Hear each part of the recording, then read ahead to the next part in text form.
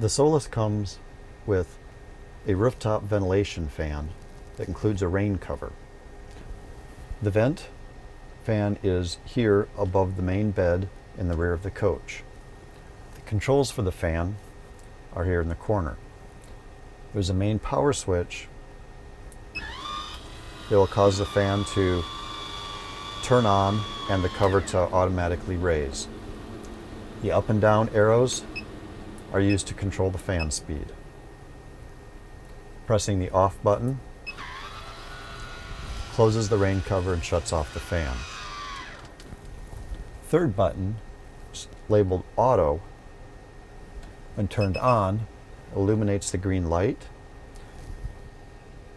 And now, if the temperature inside the coach reaches 78 degrees, the vent will automatically open and the fan will turn on. Depressing the power button disables the auto feature.